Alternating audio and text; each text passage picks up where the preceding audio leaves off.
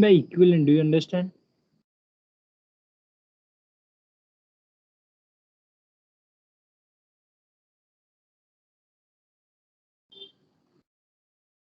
Every sequence xn, every sequence xn in X with this property, that is summation n equal to 1 to infinity distance between xn plus 1 comma xn, that is less than infinity. What do you mean by less than infinity? That means this series is convergent. Convergent. There, you take any sequence xn having this property, this sequence is convergent. That is the second property. And what is C? Every Cauchy sequence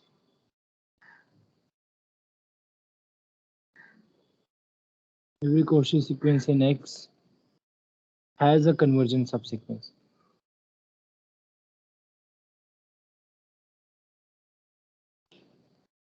Okay.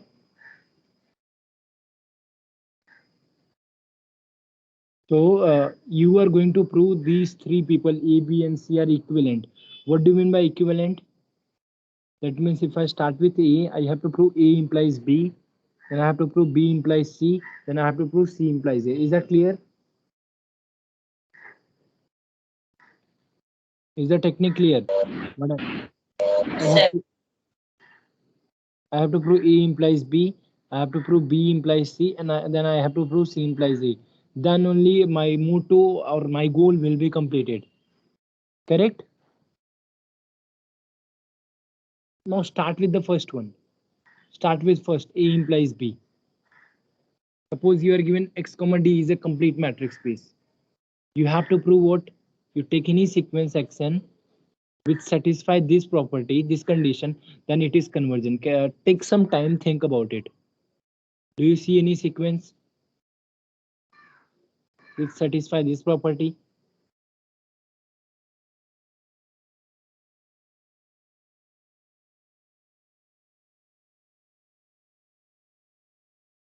Do you see that since I'm considering X comma D, can you hear me? Hello? Yes, sir.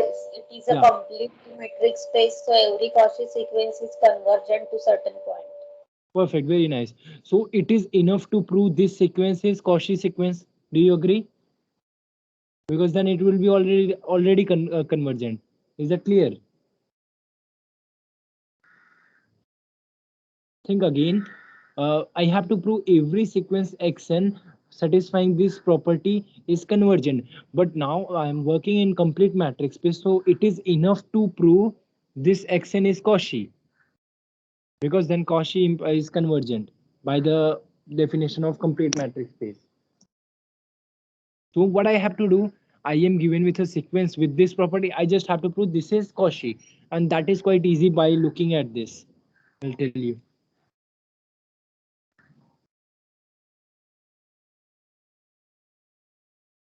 What we are going to prove, A implies B. So how will we start? Consider a sequence.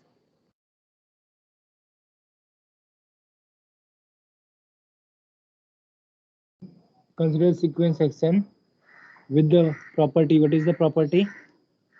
With summation n equal to 1 to infinity distance between xn plus 1 comma xn, that is less than infinity. What do you mean by less than infinity? I hope you understand that. That means this series exists. Correct? What we have to prove? We need to prove xn is convergent. Correct? But X is complete, so it is enough to prove. Xn is Cauchy. Is that clear? Is it clear to you?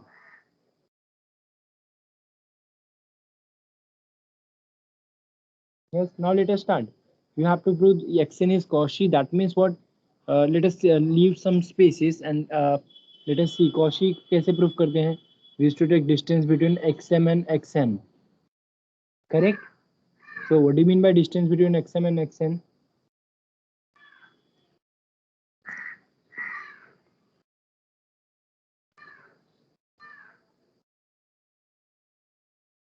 There are two sequence xm, but what do you see? I have some property between consecutive numbers xn plus xn. So look at this. Suppose xm is here and your the xn is here. In between there are so many people, isn't it? In between you are having xm plus 1, you are having xm plus 1, xm plus 2 and so on up to xn xm क्या आएगा xn minus 1. It will be xn minus 1, yeah. So these people are there, correct? Now what I'm given distance between xm and xn. Can I use triangle inequality?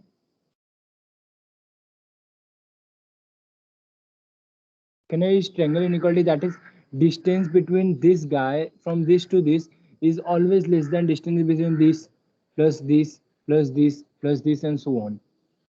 That means what? Can I see that this guy, this is always less than equal to summation k equal to m2 n minus 1, and that is distance between xk comma xk plus 1. Do you agree? Take some time, think about it whether you agree or not. It is just I'm using triangle inequality, but there are some specific number of times I'm doing that. Just think about it, tell me.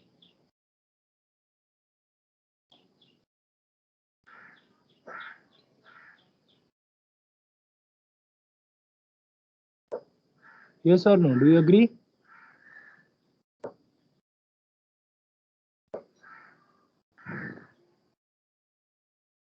Now I have if this is clear to you, then everything will be okay. See, if you are not getting this now, so you suppose understand xm and xn, there is only one guy.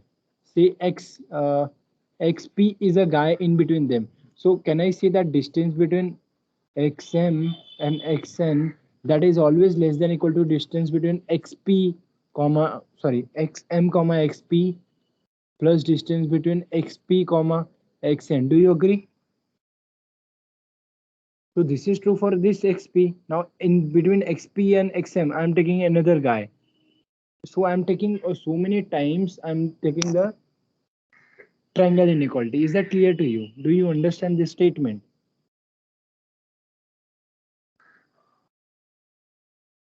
Yes.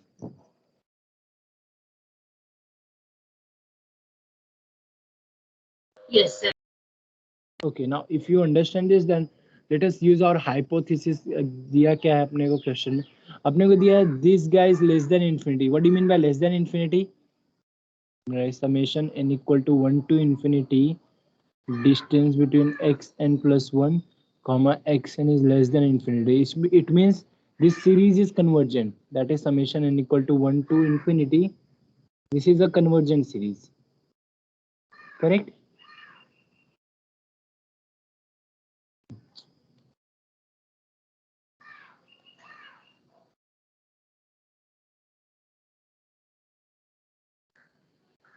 Now if this is convergent, can I use the definition of convergence? If something is convergent, so for given epsilon positive, there exists, yes, there exists a natural number, say n naught belong to natural number such that distance, same thing, distance between xn plus 1 minus xn, that is less than epsilon for all n greater than equal to n naught. Is that clear? Yes or no?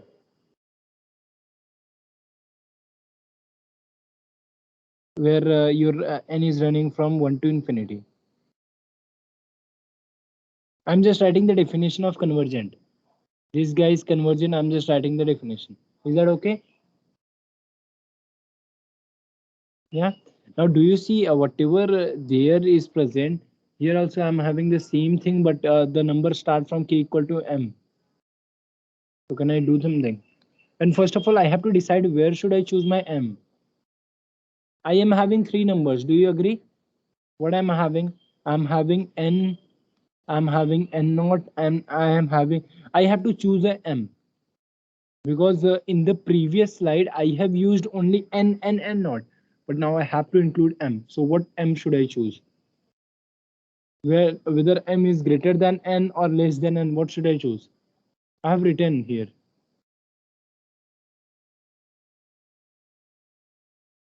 Yes, what m should I choose? Whether this m should be greater than n, greater than n naught, or what?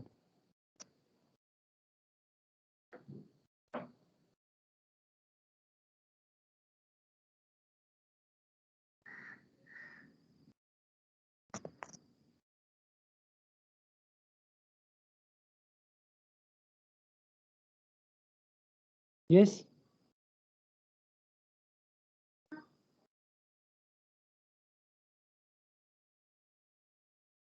You see that I have some condition.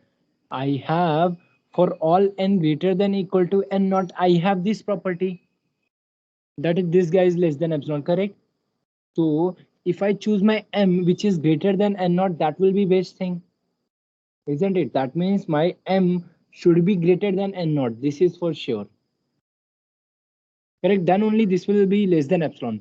This whole thing will be less than epsilon. So what I can do, choose m such that, what is the condition?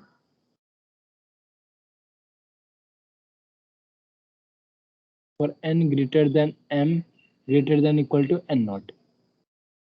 Correct? Now let us start. Distance between xm and xn. I can write this is less than equal to this. Now what? Can I write this whole thing?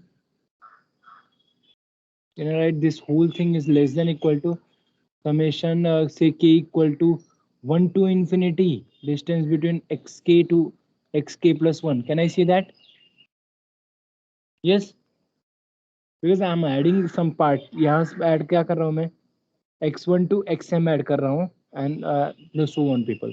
So everything is positive number, so I'm adding some parts, so that will be greater than. But I know something about this thing. This guy is less than epsilon. So this is less than epsilon. So what did I prove? Distance between xm and xn is less than epsilon for all n m greater than equal to n naught. This is what I want. What do you mean by this? This implies xn is Cauchy. Do you agree? This implies your xn is Cauchy. And I'm done. If xn is Cauchy, then since x is complete matrix space, xn will be convergent. Is the proof clear? Take some time, think about it. Look at the proof.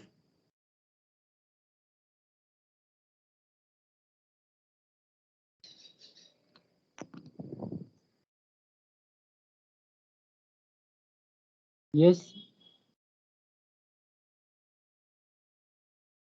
Tell me if you do not get anything. If you stuck anywhere. So we have proved A implies B now. What is the next step? Now we have to prove B implies C. How will you start B implies C? That means you are given a sequence which is convergent. You have to prove every Cauchy sequence in X has a convergent subsequence. That means what? You should start with a Cauchy sequence. Then you should say it has a convergent subsequence. Very easy question. Can you think about it? I'll give you 2 minutes. Think about it and tell me.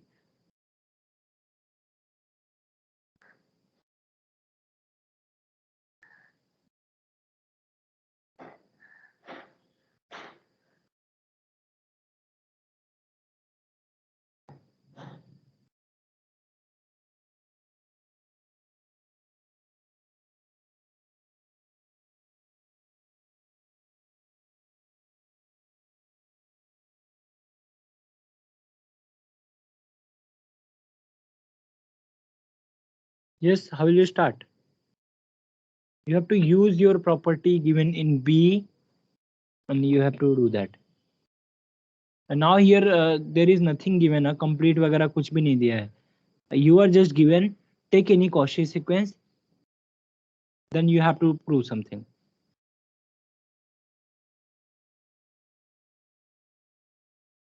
You have this property. Every sequence in X. Now read the statement. Every sequence in X. It may be Cauchy, may not be Cauchy. I don't care. But every sequence in X satisfy this property.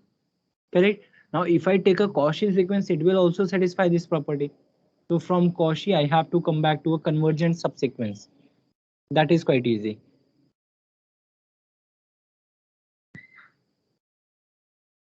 Think about it. Can you complete?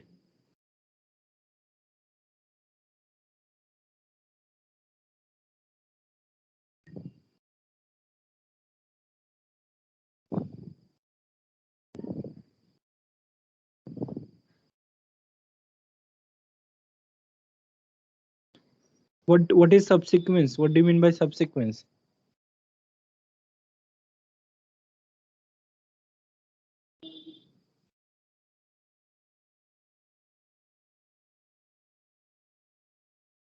And again, let me help you. I have to prove every Cauchy sequence has a convergent subsequence. What if I prove that I have a subsequence which is again Cauchy? मतलब मुझे क्या करना है? I have to take a Cauchy sequence and I have to prove that I have a Cauchy subsequence with me. Then what?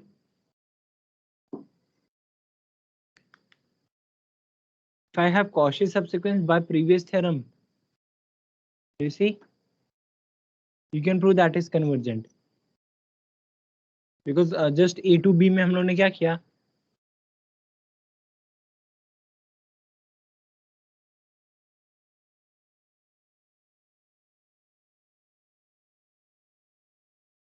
Think about it. Tell me whether you have any idea how to go ahead.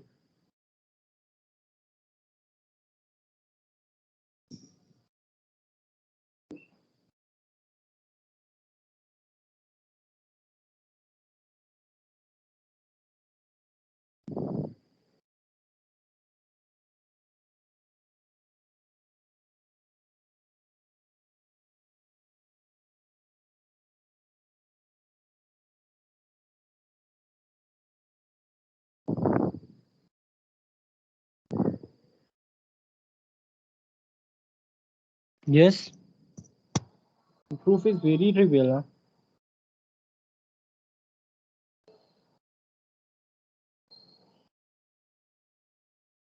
See, you will learn only if you try solving by yourself. Can you hear me?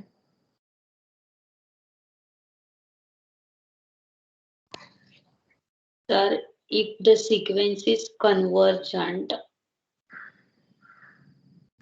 No, the sequence is not convergent. Na?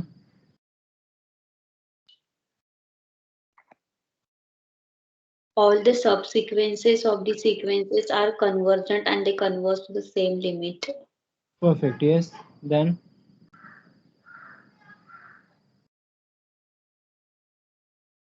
yes, you are correct. Then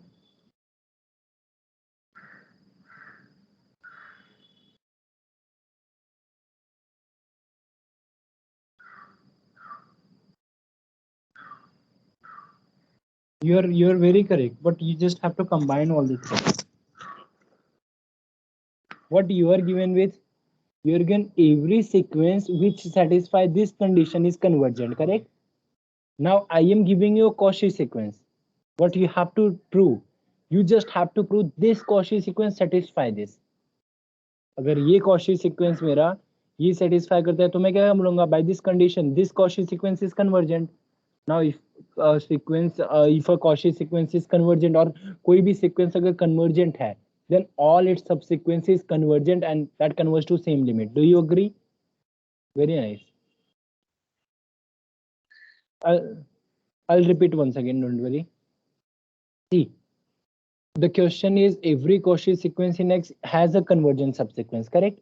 Now let me start. Let Xn be a Cauchy sequence. Now what do I see? I have a theorem. I can use this because this is my hypothesis.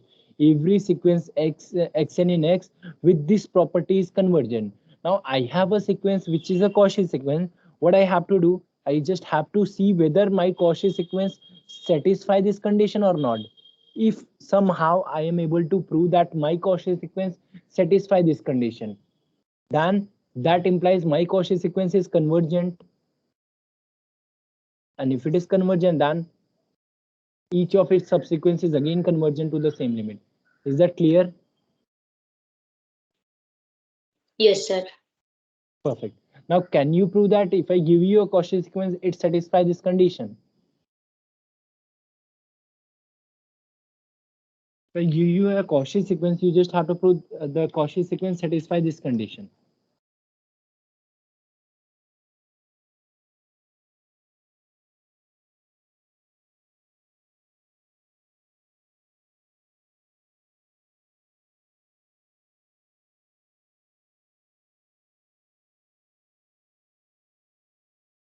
What do you mean by Cauchy sequence, first of all? Write the definition. Let Xn be a Cauchy sequence. What is the definition of Cauchy? Given any epsilon positive, there exists n naught belongs to natural number such that D of xn xm is less than epsilon for all n greater than or equal to n naught. for L n m greater than equal to n naught, correct? Isn't it? Yes, very good. Now you will see that यहाँ पे epsilon की जगह पे कुछ और डालना पड़ेगा because at last what I have to see this. मुझे क्या करना है? This Cauchy sequence should satisfy this condition. This is what I need to prove. This bracket condition. So I have to consider this thing. Distance between xn plus 1 and xn.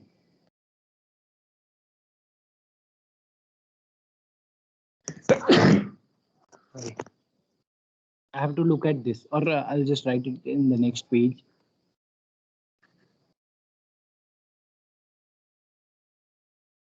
I have to look at this thing.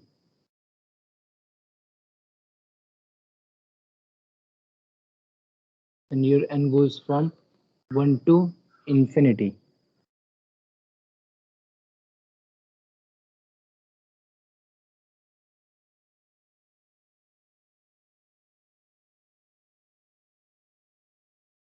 What will you do?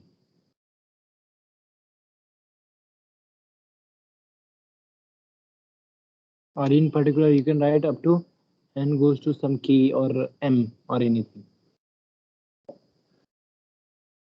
That means what? Put the values. What do you mean by that? Distance between x2 comma x1 plus distance between x3 comma x2 plus distance between x4 comma x3 and so on.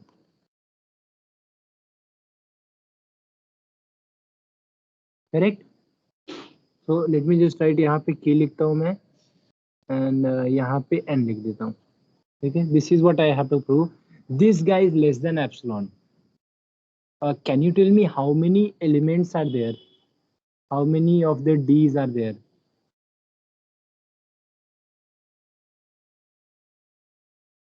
N minus 1. Are you sure? Look at this. This is first D और इसका second term x1 है. Second D इसका second term x2 है. x3 है. And इसका xn. Total n लोग हैं ना. There are n people. Do you agree?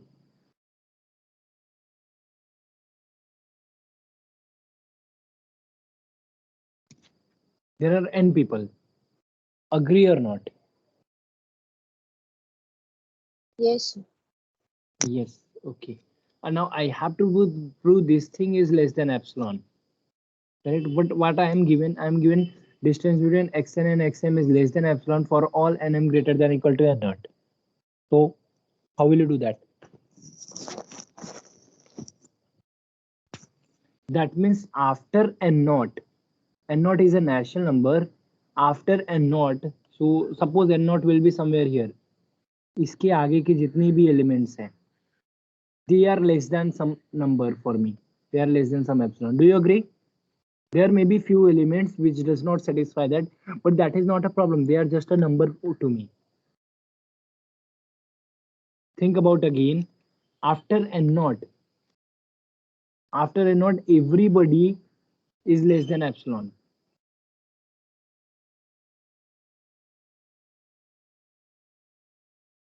Better I can do one thing. At the place of epsilon, I can write some more thing.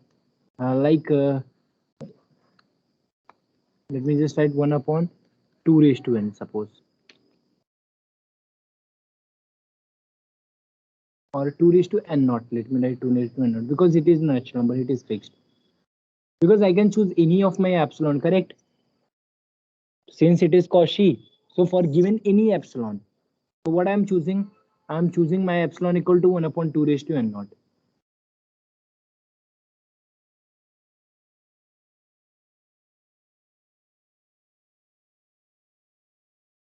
So what do you mean by that?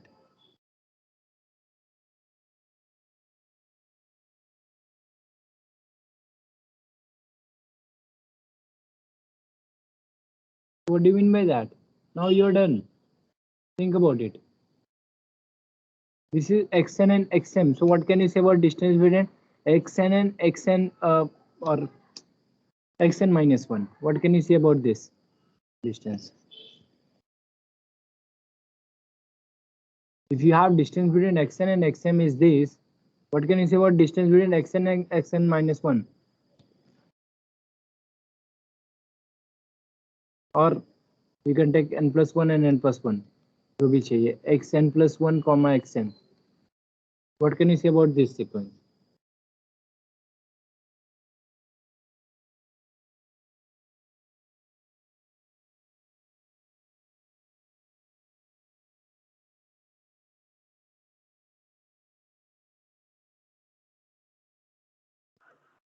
Less than 1 upon 2 raised to n naught or epsilon. Less than 1 upon 2 raised to n naught. And how can you say that? See, you have to do one thing. You have to include xm, correct? इस system में triangle inequality use करो, xm को include करो.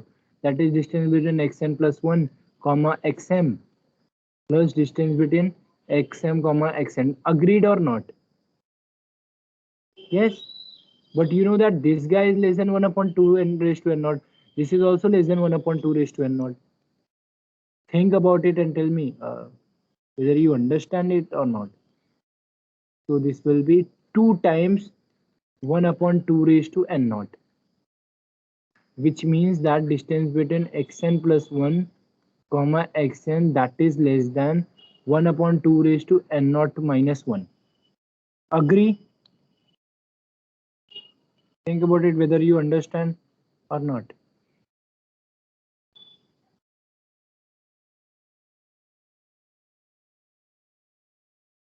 Yes? Yes, sir. Okay. Now by looking, and this is true for all n greater than equal to n naught, correct?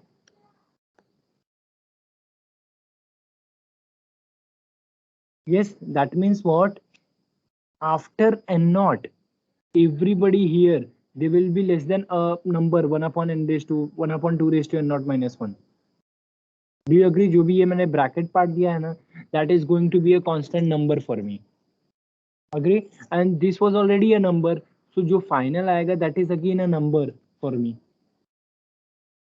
That means this thing is bounded. That means this thing is exist. This series exists actually. You can say it implies this series k equal to 1 to n, distance between xk plus 1 comma xk exists. Convergent. Exist, which implies summation k equal to 1 to infinity distance between xk plus 1 to xk, और n भी लिख सकते हैं यहाँ पे, n plus 1 is convergent. Correct? Do you agree or not? Think about it and tell me. I just have to see each of the term is convergent, but I know that n naught के आगे के जितने भी terms है, they are already convergent because they are already less than some number 1 upon 2 raised to n naught minus 1. Correct? What about these two people, these three people? There are some peoples n naught के पहले वाले, they are already some constant number. So what I get to know, this whole thing does not go to infinity. It is bounded actually. That means this thing is this exists. This thing is exist. Which means what ये क्या है? Sum of partial sum. What do you call? Sum of partial sum of a sequence. Yeah, partial sum of a series. So this thing is a partial sum of series. If it exists, then what can you say? The series exists. Series is convergent. Now, if this series is convergent, what can you say?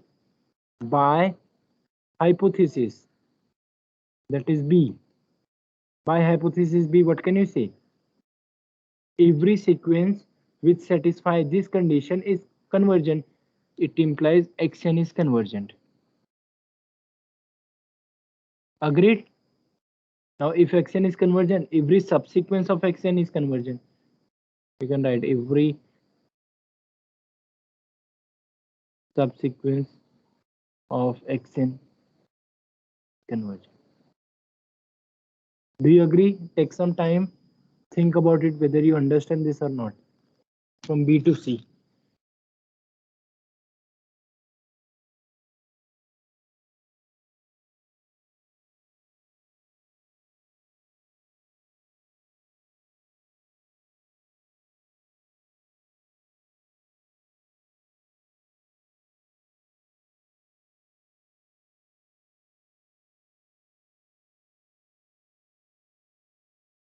Bolo, if you have any doubt here, tell me.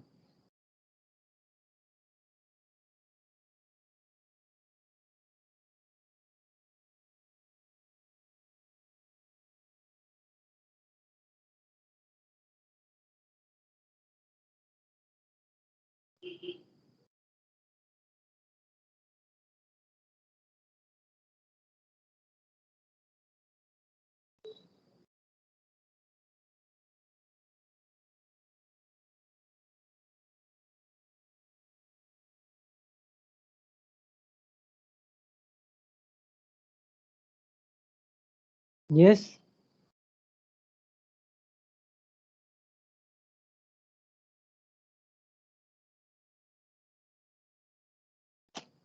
The logic was I have to start with B और मुझे C proof करना है. But B क्या था? Every sequence satisfy this condition is convergent, and C क्या है? Every Cauchy sequence has convergent subsequence. That means what? If I take a Cauchy sequence, I have to prove it has convergent subsequence. What I am doing? I am taking a Cauchy sequence and I am proving that Cauchy sequence satisfy this bracket. If I am able to do that, then by the hypothesis B, I can say that that Cauchy sequence is convergent. But I know something. Every Cauchy sequence, every convergent sequence has, every subsequence of a convergent sequence is convergent. So my sequence is convergent. It will have a convergent subsequence. Is that clear? Now the next part is from you have to prove C goes to A. Think about it and tell me how will you prove. We have already discussed this. C goes to A.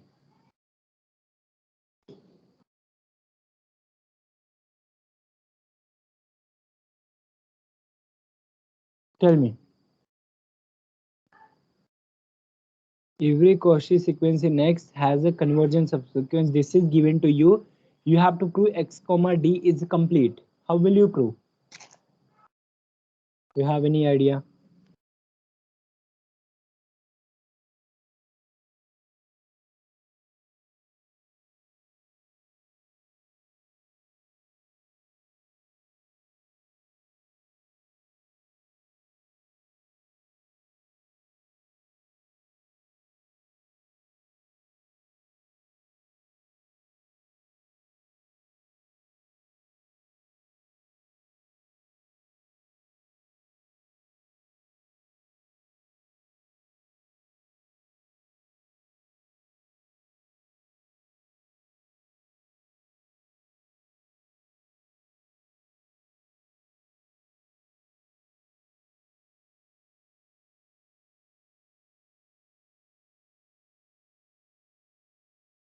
That means what you should start with. तुमको दिया क्या है? Every Cauchy sequence in X has a convergent subsequence. तुमको prove क्या करना है? You have to prove X comma D is a complete. Complete के लिए क्या चाहिए अपने को? We have to prove every Cauchy sequence is convergent. That is what we have to prove. So let Xn is a Cauchy sequence. Now by the hypothesis C, what does it say? If I'm having a Cauchy sequence, then it will have a convergent subsequence. So XL is a convergent subsequence. Now by using these two people, Xn Cauchy है or XNL is a convergent subsequence. You can prove that this sequence is convergent. Do you understand? In the start only I told you that if I'm having a Cauchy sequence and give me any subsequence which is convergent, then the sequence will be convergent. I may show you the proof. I have already done that in the start only.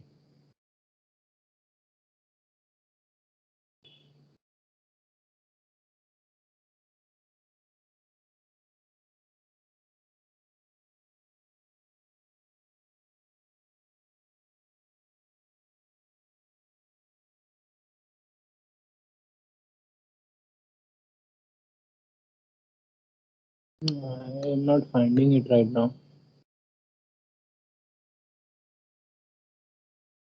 Maybe, no problem. Let's go ahead.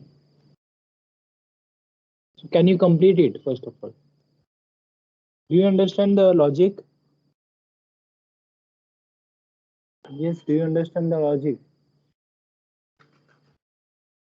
You have to start with a Cauchy sequence, but from the hypothesis, it is clear that that it says that every Cauchy sequence has convergent subsequence.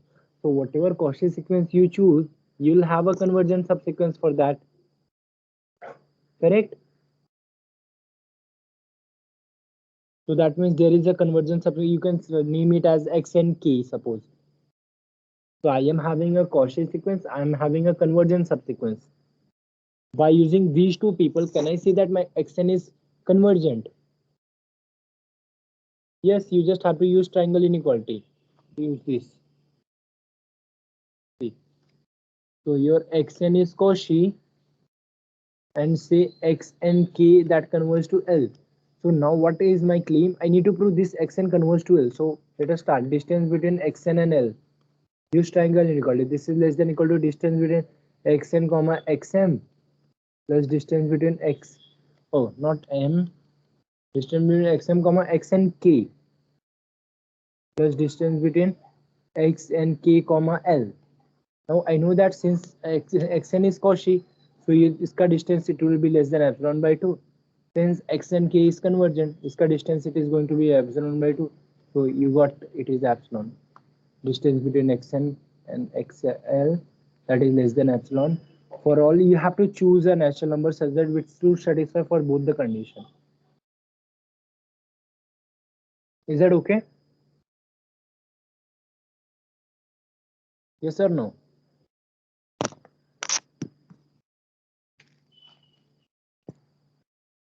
Yeah, I have given you idea. You just have to write it appropriately. That's it. That is the last step.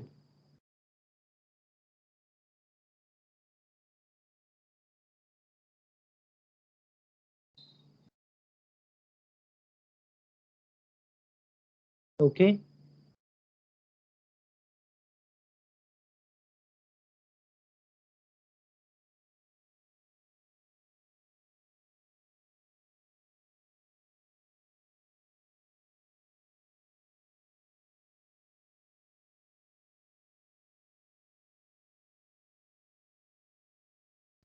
Okay, then I think I can go ahead now.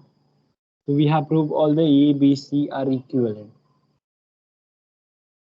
Am I audible? Hello.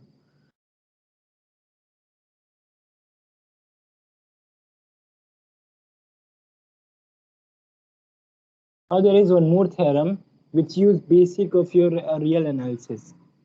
That is called nested interval theorem.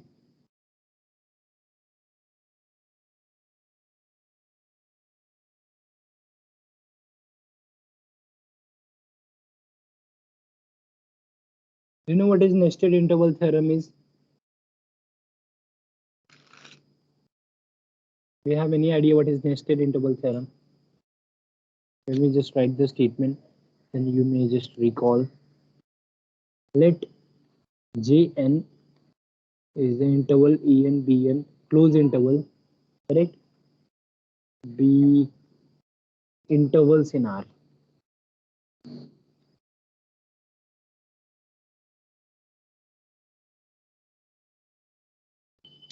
Okay, we are having an interval that is a sequence of interval Jn, which is intervals in R such that Gn plus 1 is contained in Jn for all n belongs to natural number. Then you have to prove intersection of Jn is non-empty. This is what your proof is. Okay. And if we assume, or if furthermore, that is first part तो इतना clear proof करना है. Further, I'll just change the color.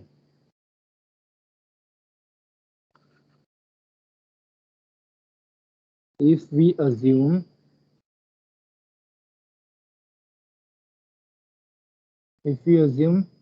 limit n tending to infinity length of Jn, this is length of Jn that goes to 0, then जो intersection non-empty बोला है ना, that contains only a singleton set.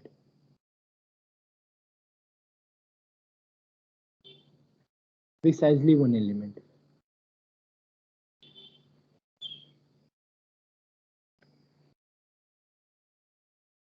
Okay, is the statement clear? Now look at the statement properly and read why this is called nested. What do you see about the sequence? Why this is called nested interval? Why this is related to the nested? Look at this one. This is the most important thing.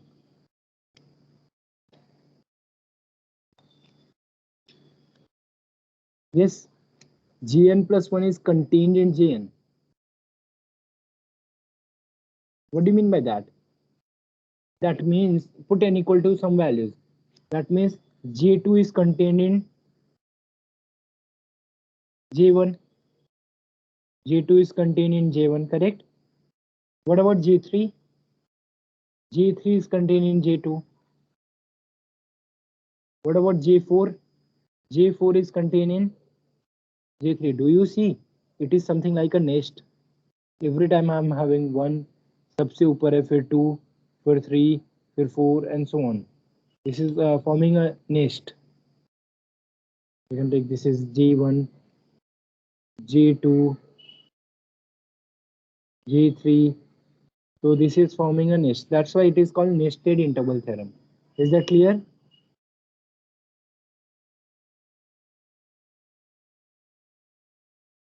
Now read the statement properly and let us start the proof.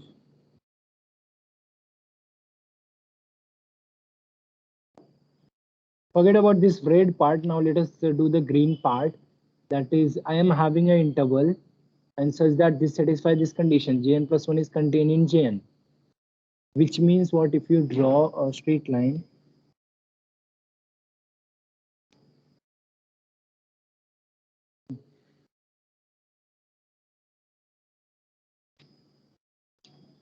what is your J1? It will be from E1 and here you are having B1. This is your J1, correct? What is J2? It will be, you can say A2 and here B2. What is J3? Something like this. What is J4? A4, B4. So this is a diagram.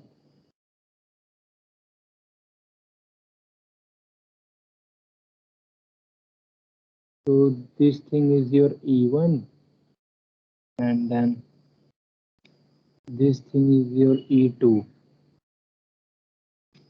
and then this thing is your E3 and then this thing is your E4. Is it clear? Now this is the diagram of interval. Now let us start the proof.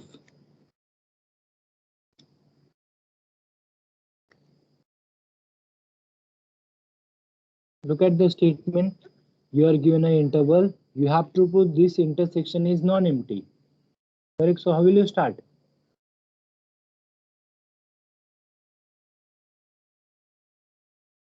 You have to prove this intersection is non-empty.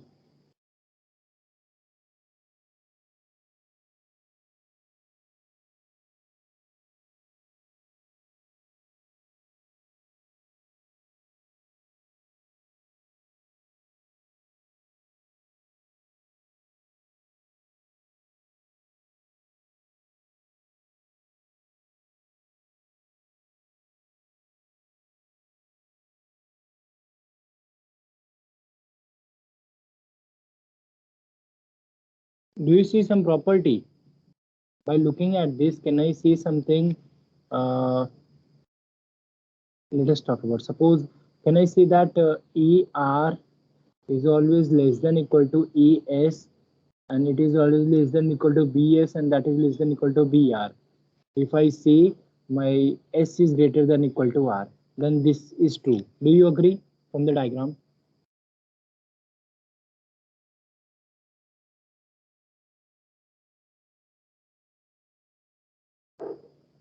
Agree or not? If your S is bigger than R, then can I say this?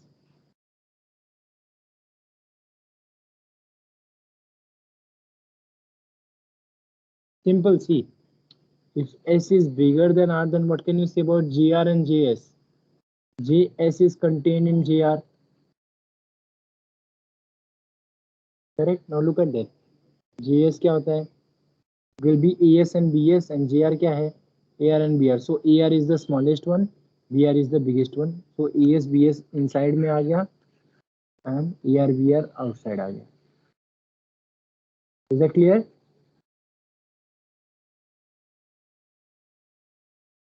So which says something. It says that AS is less than BR.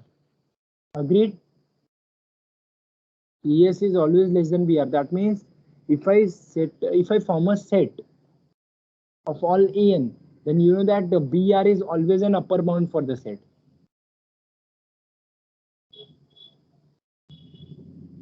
Or let me write, let E be the set of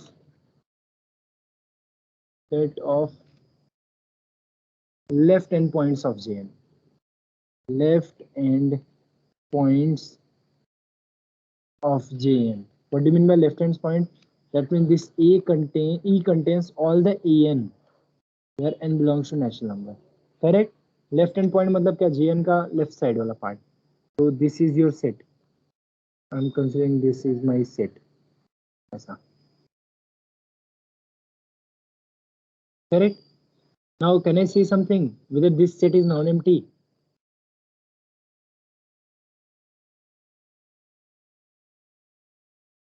Can I say this set is non-empty?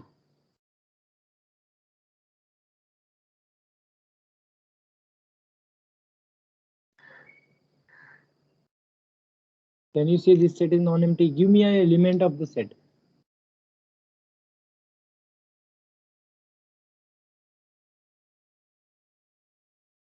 See, it has all the ANs, no? Now I am talking about Jn is non-empty. So it has an element. So clearly it is non-empty. Do you agree? अगर empty हुआ तो क्या होएगा? Suppose you would like to prove it is non-empty. So suppose E is empty. E is empty means what? There is no ANs. मतलब Jn भी empty है. So what is we are going to prove? My Jn is only empty set. So this will be an empty set. This is not an interval plan. Correct? So clearly E is non-empty. Can you say that BK is an upper bound for E?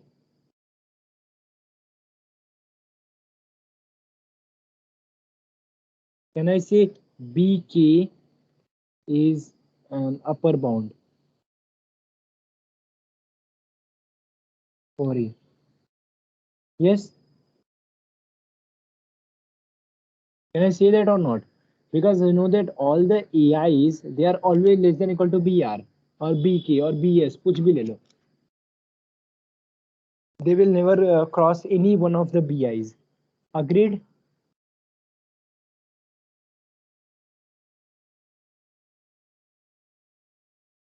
Yes or no? Sir, B1 is the upper bound now. Yeah, even B1 is an upper bound. Very good. I'm taking in particular any one of the BK. See, B1 is an upper bound, that is okay, but B2 is also an upper bound ना. B2 के बाद कोई भी AIs आ रहा है क्या? नहीं ना. हर एक AIs कहाँ पे आएगा? इधर ही तक आएगा. जब Okay, भी sir. BI स्टार्ट होंगे ना, they are always on the right hand side and all the AIs are always here only. This is what I would like to say. Is that okay? Is that clear? Yes, sir. So any of the k, pk, कोई भी bk को मैं बोल देता हूँ that is an upper bound. But if you would like to prove, तो prove कैसे करोगे? How will you prove bk is an upper bound? Yes, you simply have to take, suppose k is less than equal to n. So what can you say about jk and jn? तो जो बड़ा वाला है that will be contained into छोटे वाले में. Correct? What do you see? It says that yes, ak is the smallest, then an, then bn, then bk. Correct? What does this imply? En is always less than equal to bk, which says bk is upper bound for an. Agree or not? That was quite clear, but if you want, you can write this proof. Yes. So now look at this set E. This set is non-empty also, and it is bounded above. Can I say something for this set? This set is non-empty and this set is bounded above. Can I say something about this set? Then it has a list of. Very nice. Then by a Levy property,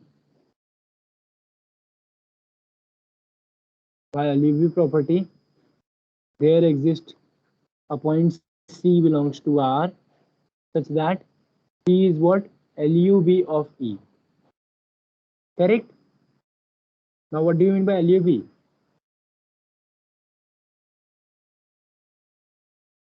What is the definition of LUB? All the elements of the set less than or equal to that will be. All the elements are less than equal to C and any other upper bound, it is the least upper bound. If you take any other upper bound, then that upper bound will be greater than C. There were two conditions in the definition. I hope it is okay. Yes, sir. Okay. Now what do I see? I got a C which belongs to R, but now my claim is that this C belongs to Jn. C belongs to one of the Jn. कोई भी Jn में, but C is there. Even for all n, actually for all n. Do you agree? This is what my claim is. That is this C, which is LUB of E. It belongs to Jn for all n. Take any n because they are interval only ना. देखो J1 क्या है? ये पूरा बड़ा वाला interval J1 है, तो C तो अंदर ही रहेगा. J2 क्या है? C अंदर ही रहेगा. J3 क्या है? C अंदर ही रहेगा. J4 क्या है? C अंदर ही रहेगा. Correct? Because my C is here. So it is always in the Jn. So this is what I have to prove. Can you prove it?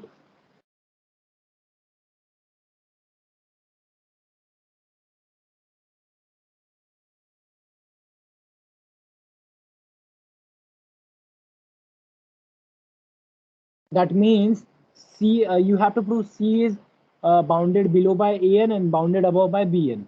This is what you have to prove, and that is quite easy. See, since C is an upper bound of E, what do you mean by upper bound? That means En is less than equal to C for all n belongs to a natural number. Correct? This is already clear. But I know something. I know something that Bn is an upper bound for set E. Now Bn is upper bound of E, but what do I know about C? C can least upper bound, so C must be less than equal to Bn. So what did I get? I get An is less than C, that is less than Bn, which means what? C belongs to the interval A and Bn, which means what? This is C. C belongs to Jn. Agreed? And for all n belongs to natural number, that means what? C belongs to intersection of Jn. Is that clear? Am I done? That means what? Intersection of Jn is non-empty. This is what I was supposed to prove, correct? Yes or no? Think about it, take some time, check whether you understand this or not. Go back from the start and see.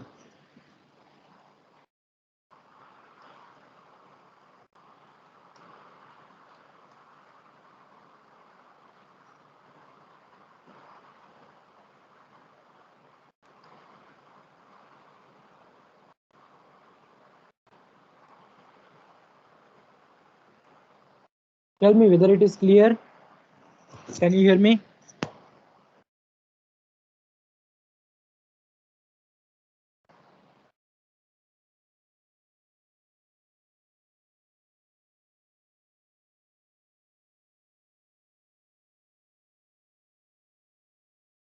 Hello. Yes, sir. Okay, very good. Let me just quickly recall. What do I see that BR is an upper bound? So मेरा idea क्या है?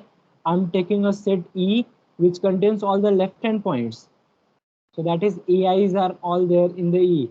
So clearly this E is non-empty. Now I have to prove BK is an upper bound for E. How am I going to prove? K is less than equal to an A and Bn. That is always with AK, BK and so on. So it says BK is an upper bound. Now what do I know about the set E? Which is non-empty and bounded above. So it has a least upper bound. So that is LUB. So there exists C belongs to R such that C is LUB. Now my claim is C belongs to each of these Jn. Now since C is an upper bound of E, En is less than equal to C. But Bn is upper bound of E, but C can least upper bound, so C will be less than equal to Bn. So C belongs to this for all n belongs to natural number. That means what? C belongs to intersection. So intersection is non-empty. But still one part is remaining now. It says if the second part, red wala part. Further, if we assume length of Jn goes to 0, then you have to prove it contains only one element. So this part is remaining. How will you do that?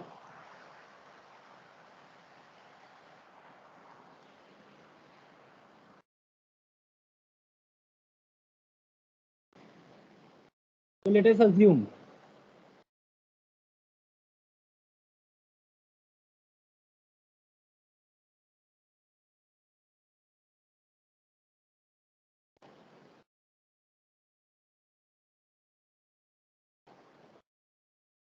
now if length of Jn goes to 0, so from the first part it is already clear that is intersection of Jn is non-empty. What I have to prove, it has only one element.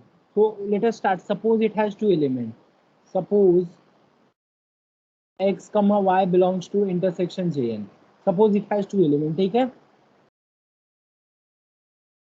What is my claim? Claim will be this x and y must be same.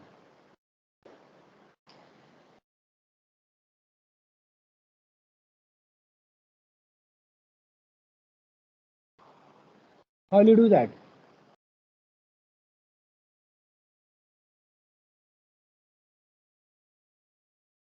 Now the x and y are in Jn, correct? Since x comma y belongs to Jn for all n. So what do I know? What is distance between x minus y? That is always going to be less than length of Jn because they are inside the set and I know the length of Jn, it goes to 0. What can you say? This implies x equal to y. That is the only case. Is that clear?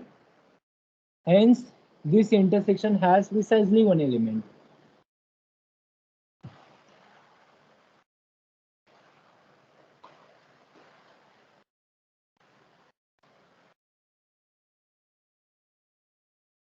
Is that okay? Is the proof clear?